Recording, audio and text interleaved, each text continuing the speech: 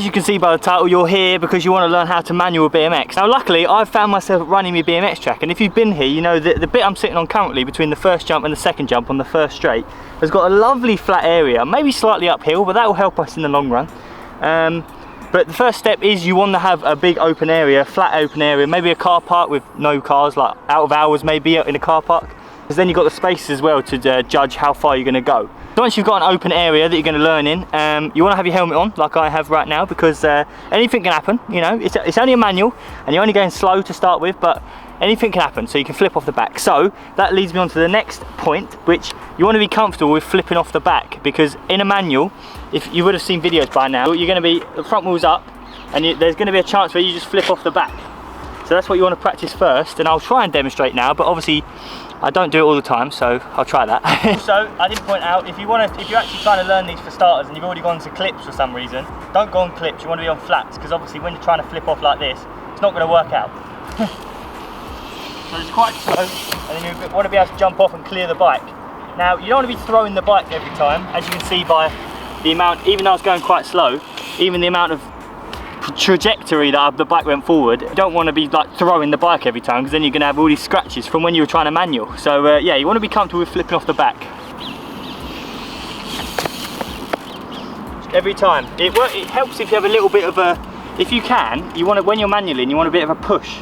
If you're going to flip and you already passed the point of your balance point, you're going to flip and just little bit of pressure on the pedals, and that'll push the bike away, so you don't end up like landing on it and that. With anything you're learning, if you've got someone that already knows how to do it, or someone that's learning with you, it really helps to have someone there.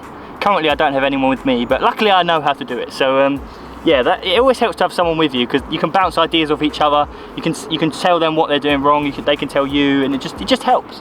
Leading on from flipping off the back on purpose, then you'll slowly figure out where your balance point is at certain speeds. So balance point's going to feel different at smaller speeds or at higher speeds, because obviously if you're going quicker, you've got less room to you know, adjust. That'll also teach you how to do it properly, because you see a lot of people manualing, and I'll show you actually, they're very over the front, they're front heavy when they're manualing, so they just try and pull the bars up instead.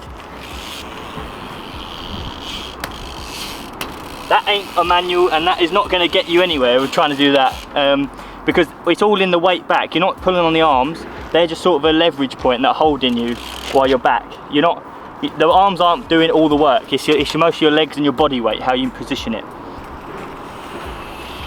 Like that. That reminds me of another point. While I was doing that, I always manual, and on the track I manual with my bars turned, and that's just because of I'm right-handed, and that's just how, it's just a stupid habit that I've got into when I started. But when you're manualing, you want to keep the bars straight, because otherwise, like you just saw there, you'll just peel off into grass, cars, the road.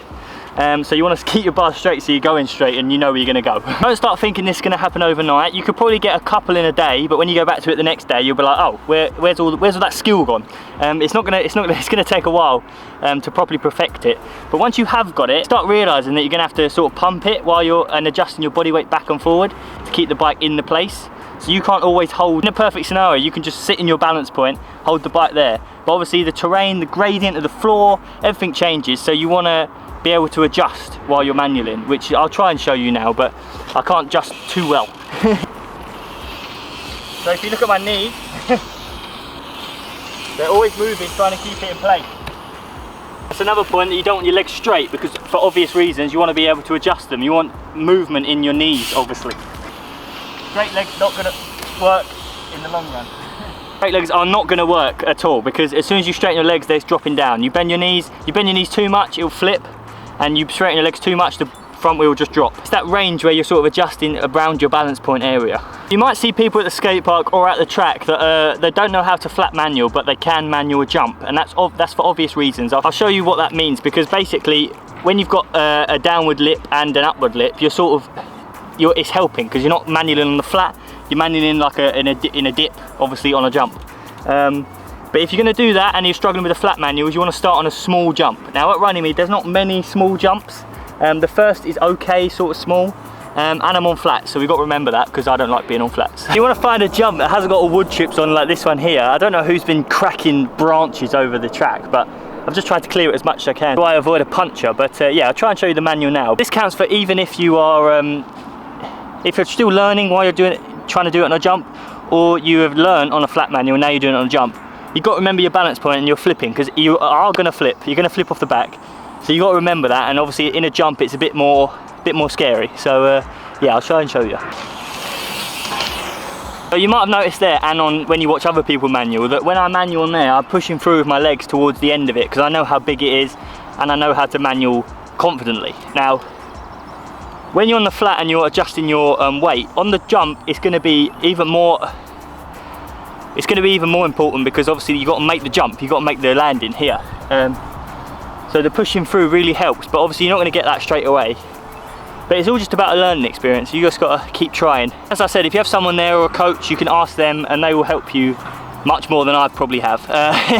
But while you're trying it, they can see what you're doing wrong and you're doing good, and they give you some tips. Main point you should really take away, the main points, is the balance point, and then after that, how you're going to flip off and land on your feet successfully, because it's going to happen while you're learning, and you're going to have to be able to land, because you don't want to crash, like come off, hit your head or something, and then having to, you know, go back. There's the fact of you crashing, but there's the fact of also, oh, you've just stopped your manual learning progression because you just crashed and you can't ride for a while. So you want to keep, you want to be able to flip off the back. Like I said, when you start learning on the flat, you want to give it a little push off the back, and then you get your feet off and you can land and hold the bike. The bike's not too much important, as I said earlier. You can ditch that, but it is going to be scratched when you pick it back up. So thanks for watching this video again. I'm trying to help do these tutorials, trying to help these days.